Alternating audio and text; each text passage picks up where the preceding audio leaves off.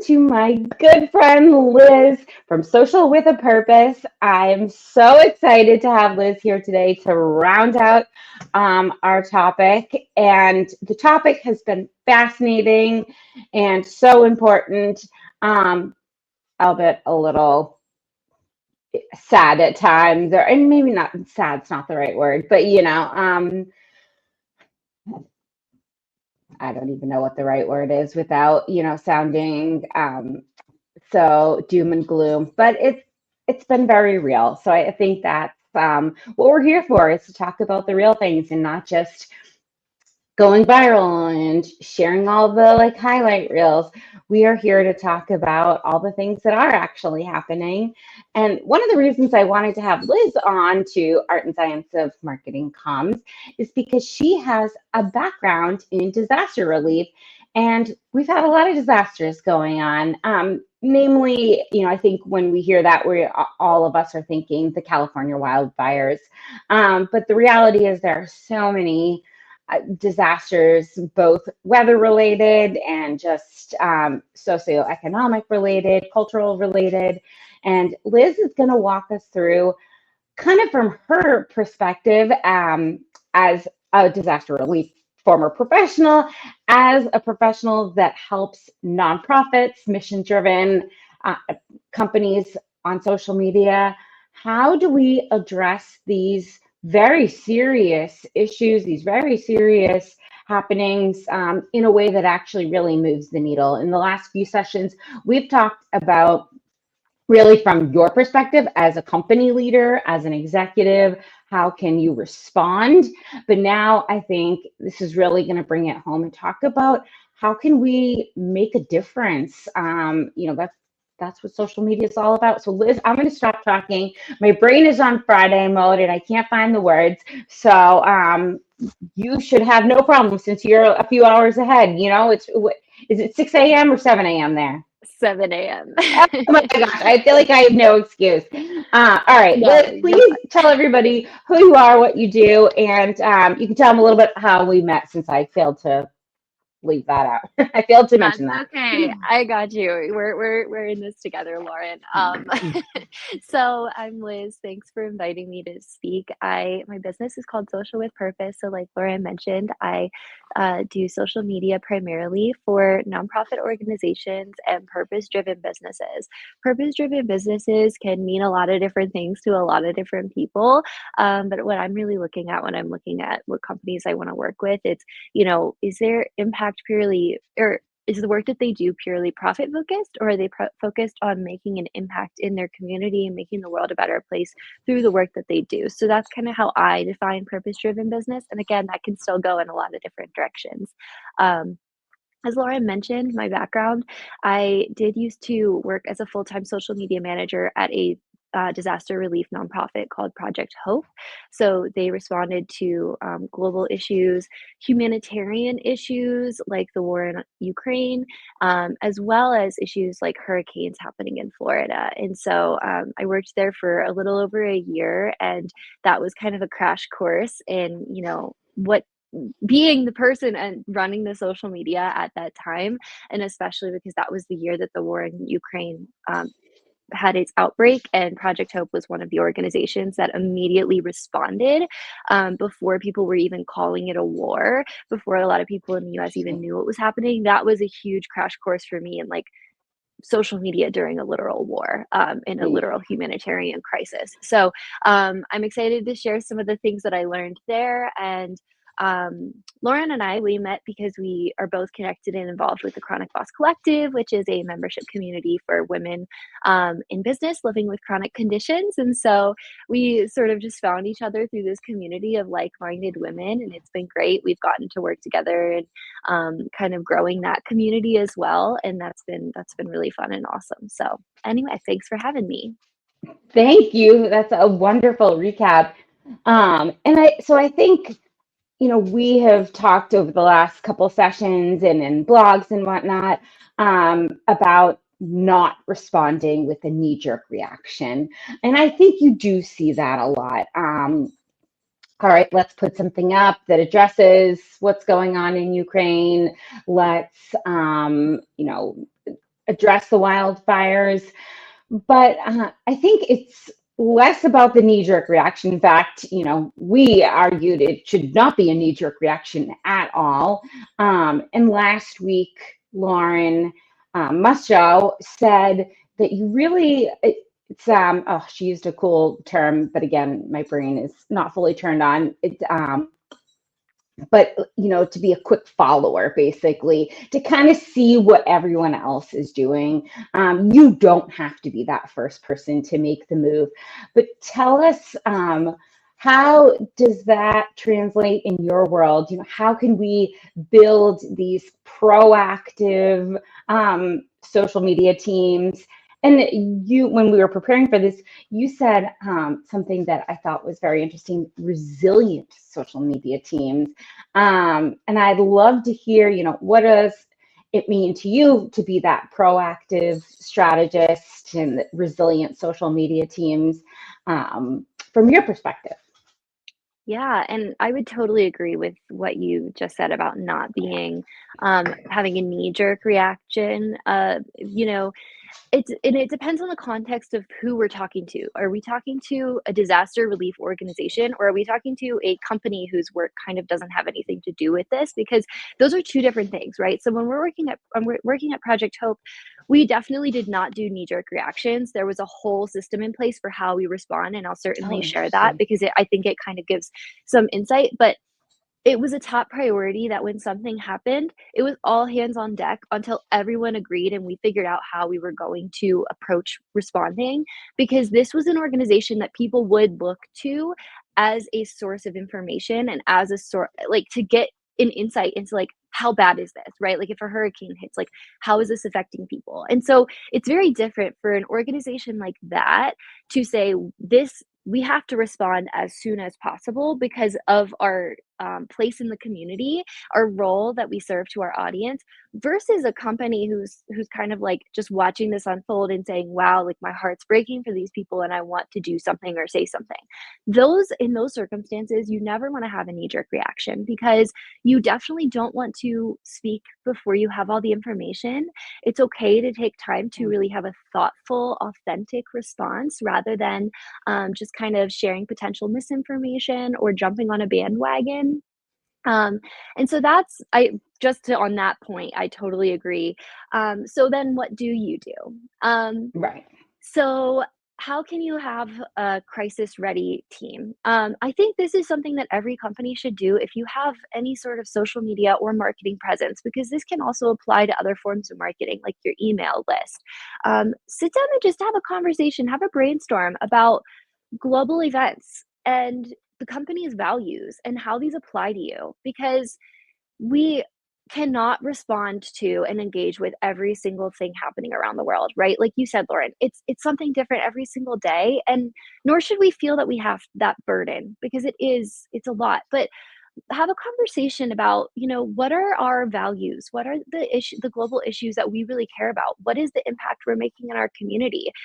I think that way you can understand and take away that burden to have a voice in every single conversation, because again, you just physically can't, and nor should you feel that need. So, for example, just talking about, like, is it something that's more local because we serve a local community? All right, who's going to be setting the Google alerts to be tracking local issues?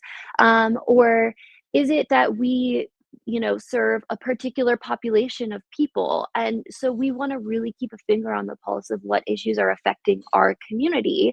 And how are we going to keep a finger on the pulse in what's happening and make sure that we are on top of those concerns and those issues? So be sure that it aligns with your values and your mission. And then again, don't feel the need to respond immediately. Collect information. Have a cool head. Especially when some of these issues get political.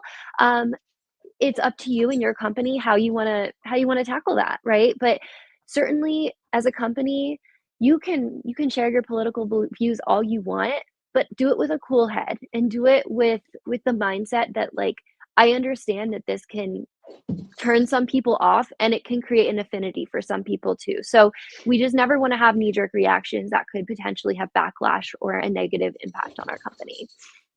Yeah, In it's terms of, such a good point. yeah, sorry, did you want to interject Oh, no, anything? no, I no. I didn't was want just to going keep to say going it on. was such a Okay. good point. Yeah, keep going. In terms of processes then, so once a global issue has happened, what do you do? And how do you kind of make sure you have some checklists in place to make sure you're not having a knee-jerk reaction?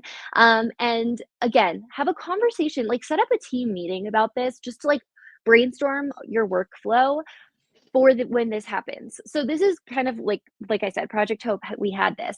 There was a chain of command.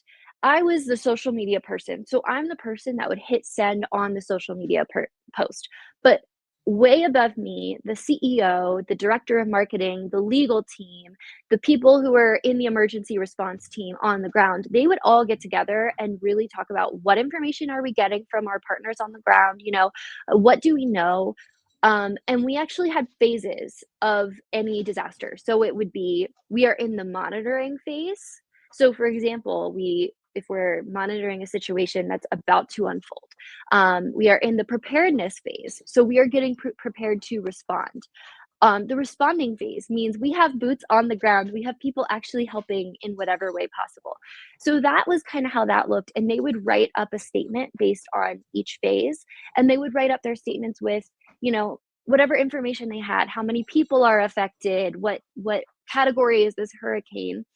And again, it would go through all of these steps. And then by the time it got to me, I just had to click send on that post. Your team probably won't have all of that, but what you can have is a chain of command of, who is the person who is the spokesperson. Really, I love when organizations define a spokesperson, that person who you can go to, who is going to write the statement, who gets the voice of the brand, who can speak for the brand, and then who is that spokesperson's reviewer. We want that gut check. So is it the social Yeah. media manager? Is it someone else? Is it someone on the legal team? So come up with that system. Like, okay, we identify there's a global issue happening that we want to make a statement about, respond to.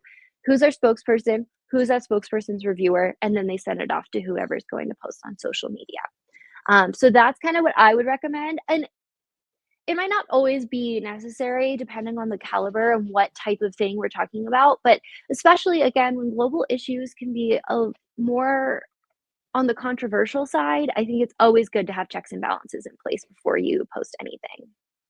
Yeah, because you never want someone else to see it from your team and be like, well, why did we say that? Yeah, for You sure. know, I've been in situations where people have been like, oh, can you take it down? I don't like it or whatnot. And that's never great. And especially if you are the social media person like we are, you kind of end up in the middle and you aren't the person really making the decision. You're kind of just the messenger. And you never want to shoot the messenger. Yeah, Um, for sure. and also, especially from a perspective that we have, now we are both agency partners, out of house social media managers. So you would never want us to make the decision about how your company feels. Like, of For sure. course, we're going to provide our guidance and, past experience, and I can certainly guide you. But at the end of the day, the gut check belongs on you, not me. Yes. So I think that's Absolutely. important. And the Um, other thing that I yeah. will say on that I also recommend that companies do is, since you mentioned having like the social media person is usually not the spokesperson for the organization, having a communications guide or a language guide is really important because the social media person will most likely end up being the person responding to comments and DMs. Yeah. And so, usually I create like an FAQ guide for my clients where I can copy paste responses that I've had vetted by the organization and then Ooh, I have a love that. communications guide of like, if we get a negative DM, how do we respond to that? Do we delete it? Do we ignore it? Do we have an open conversation? And just when it comes to social media team resiliency, I had to deal with some burnout when I was in that role at Project Hope. We had some times where the there were some Yeah. controversies. The DMs in the comments weren't always nice, and That is right. they supported me just by telling me to log off and turn off my notifications and say, hey, you're the person, you're our social media person, but this other person is going to log in over the weekend so you can have the weekend off. Because there were times where we would just work through the weekend because these news stories don't stop over the weekend, and Disasters don't they would, stop. Yeah, yeah, exactly. exactly. So they would support me by putting someone else in place who wouldn't necessarily need to be working over the weekend otherwise, or whose workload over the weekend wasn't as big, and they would just tell me to turn off notifications and not look at it. And that was one of the best ways that I could just get out of that state of burnout. And it's hard when you're in the thick of it and you're like, everything you're seeing on social media is like these sad stories, and it's heartbreaking, and it's sometimes you do just need to turn it off. So in terms of resiliency, just again, recognize that, like, if it's affecting your mental health, whatever this topic is, just it's okay to say, I'm not going to engage with this right now, because I promise you that, like, there are other people who are engaging with it. And if that's what you need to do to, like, maintain your mental health and protect yourself, then just do that. It's such a good point. And I think, we also have to remember there are people out there that are trolls and are just responding. They have Oh no yeah. information. So, you don't want to respond for someone that actually has no idea what they're talking about. If there is someone that has a legitimate concern, they'll send you an email and you can talk to them offline. But Hmm. I find that most of the time, people are just trying to get a rise out of you, especially if you have a larger company. They were probably thinking you're not going to respond because you have so many people. Yeah. And of course, most importantly, not to take it personally, because, everyone during times of crisis, gets a little heated and passionate. So maybe they're just having a knee-jerk reaction in the comments. Yeah. I find that that's like most of it. People are just, writing on emotion and not fact. So always Yeah. remember that. So that's kind of addressing the issues. Let's talk about really kind of adding to the conversation. So now you have this like plan in place. Um, I come from an industry where there is a lot going on. Uh, if you haven't noticed. So just a few things. How can teams it's not just respond in a great way and a thoughtful strategic way? How can they add to the conversation? How can they move the needle and make that impact? There's obviously a whole spectrum of ways you can respond to a crisis. um, Yeah. and I think, at one end is, being the thought leader and moving the conversation. At the other end is just this kind of like performative, response. I think most people try and be somewhere in the middle. But what about those companies that are thought leaders that, all the crisis is truly affecting their income, their output. So how can they really move the needle? Yeah, absolutely. And this is where it does go back to, like, if you feel like you don't have anything to say on the topic that's meaningful, then don't center yourself. You can still speak out about it, right? But this is an opportunity to center other voices. So there are a few different approaches. One is to, if you are the thought leader and you have information that's relevant to people, or insight, or just thoughts that you really want your audience to know, you can make a statement of support. Those can sometimes come off as a little bit of performative if they're not backed up by other things, but sometimes it's great for your audience to see this is exactly where this company stands. They're not speaking in, lingo we can't understand. They're directly telling us where we stand on this, and that can go a long way if it's meaningful. But you want to, again, back it up by action of some kind. So whether that's sharing education, sharing insider information maybe about a topic, sharing resources that can help people affected by this topic, sharing stories that help people, if your audience or someone in your company is affected, sharing their story can be a great approach. Making a donation to an organization, Mm. like, put your money where your mouth is, making a donation, showing up to, say this is something that happened in your local community. Send your team off for a half day to volunteer, right? Like we can do all the social media things, but we can also take action. And sometimes those aren't shown on social media, but this is where the role of the leadership comes in. So there's kind of two spokespeople for the organization. There's the leaders, like whether it's like the CEO or like whatever the leadership team is, and then there's the brand itself. In these cases, if the executive is willing to also speak out, that can add a lot of credibility to what the brand is saying.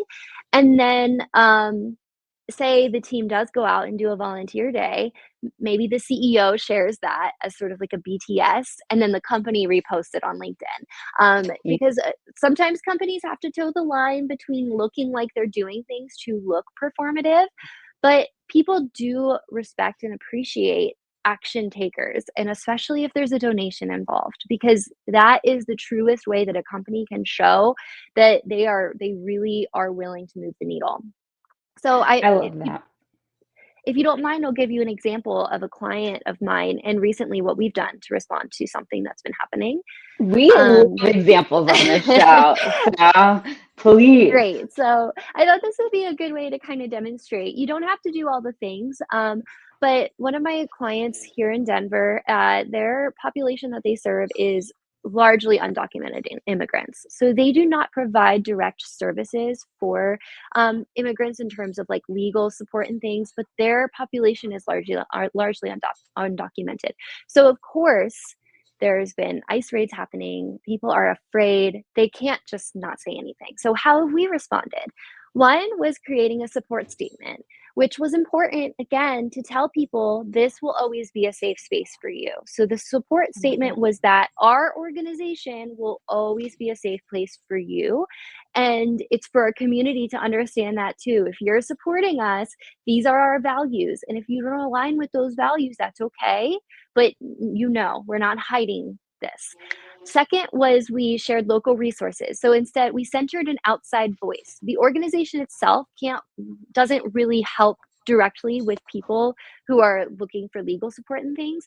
So we found outside resources and shared those, centering voices of other organizations who can provide that support. So save this phone number to your phone if you're ever in a situation. Know your rights information that was written up on other websites. So sharing resources to help our audience find them and to help their neighbors and their community members to know. So if they witness anything, they know what's happening as well. And then third was sharing stories. So for example, we had someone who left the country on his own volition. He was a volunteer and he decided to go back home before it was too late, and we shared his story. He was willing to let us share his story, and by sharing stories we build empathy, we build awareness, we help our community really see people in our neighborhood as neighbors and as humans with real lives and with families and things. And so that was their approach. We sort of took those three aspects, and we continue to make content that mentions it, that shares news articles about things that are happening that some people might not be aware of.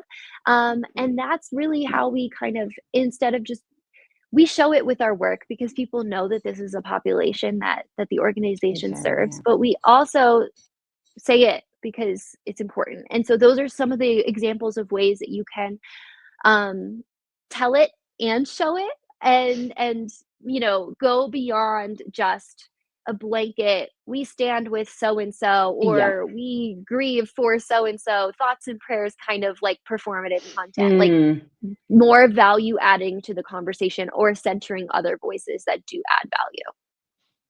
Yeah, I think it's such a good point. And I think I come from an industry where everything has to be research backed and kind of have sources behind it. So I think naturally, my inclination is like, all right, we're not going to share anything unless we know it's true, we have a source, and we can kind of back up what we're saying. And it sounds like that is what you should do in any situation related to disaster or global tensions, because you never want to be the company that shares something that's not true, Yeah. especially on social media where it can go viral. Yeah, Uh, for sure. so tell us, let's wrap this up with kind of the bow on the topic. How do you measure the impact? I think in our world, social media is very much driven by measurements and analytics and how are things going. This does not feel like something you can measure, but it is. So I would love to hear from you. How do you measure the impact of these kind of social driven strategies on social media?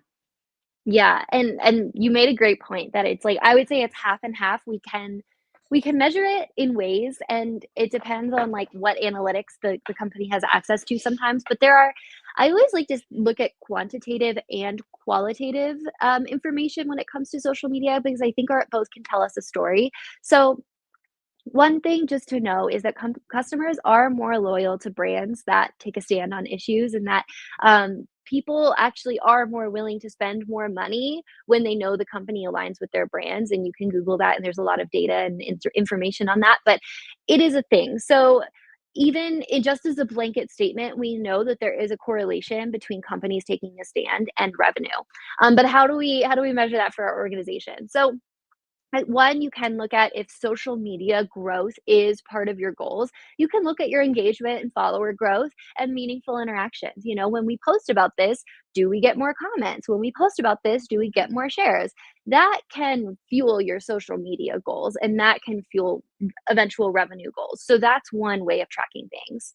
Two is looking at qualitative sentiment. So this can be done manually or with a tool. So one is just to look at, what are the comments we're getting? What are they positive? Are they negative? Is it making people say, "Wow, I love this company so much more now"? Is it can we over time gather information qualitatively just to see, okay, this is shaping a customer sentiment in a positive way or in a negative way. And even if it's in a negative way, that could be fine. That just means that they're not your customer and your brand took a stand and you stand by that.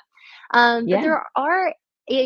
they are listening tools that you can use that track customer sentiment. I've used Sprout Social's listening tool. It's kind of crazy, but these listening tools will basically take all of the information on what's happening on your social media and give you reports on the depth of engagement, the positive versus negative sentiment. And this way you can actually get data behind the sentiment with the use of a tool without having to do it manually. So that's just something if you're interested to look into. They're called social listening tools, and there's a bunch of them out there that integrate. Um, and then the third way is obviously by looking at your business metrics. And this is just really looking at how purpose driven content influences affinity to your brand, retention, and even revenue. So, depending on how your analytics are set up, and this is not my area of expertise, but we can look at, lifetime value of your customers. We can look at churn rate, repeat purchase rate. So, for example, if you kind of start a campaign around women's health and you track that, you can track the conversion rate from before and after, right? We can look at Yeah. that. We could also look if your company with a physical product, do you have a line of purpose driven or sustainable products? Are those sales higher or lower? So just understanding that there um A plus B doesn't always equal C. Like a post Hmm. on social media doesn't always mean this shift in repeat purchases, but it Yeah. can. And so the best thing to do is to track that and have data before and have data from after. And you can obviously set up analytics to tell you and things, but that's again like that's a little bit more data analytics tech nerd than I go into, but there Yeah. are Yeah. ways that we can see like when we started talking about this happened. And that's what I would definitely look at. But again, it won't always necessarily lead to increased revenue right away. but it Yeah. could plant a seed in people that this is a company that cares about the same things I care about, and so I want to give them my money over this other company that does the same thing. Yeah, and I think we've even noticed that over the last few months, since we've had some shifts in our world. You're seeing many more people talking about how they're giving their business somewhere else. So it is very much a real thing. And I think, one thing you said that people like to stand by companies that take a stand. It is very much true. And know that, your ideal audience will follow you. And Mm, half of marketing is detracting the wrong customers. So, mhm, if you are a more progressive company and you decide to really take a stand and more conservative followers are giving you flack and leaving, that's okay. That's, why you're here. And if you kind of teeter somewhere in the middle, that's really where everything that Liz has been talking about today comes in. It's really about having those gut checks with your senior leadership. It's about having the different chain of command and deciding where you want to take a stand. And always remembering that, just because your company feels a certain way, that doesn't necessarily have to dictate how you feel personally. Your personal brand can feel a different way. Just make sure that you are aligning with whatever social media regulations and parameters your company has in place. Um, mhm, so yeah. this has been awesome. Liz, any final pieces of advice for our audience? I feel like we could talk about this forever. It's so fascinating.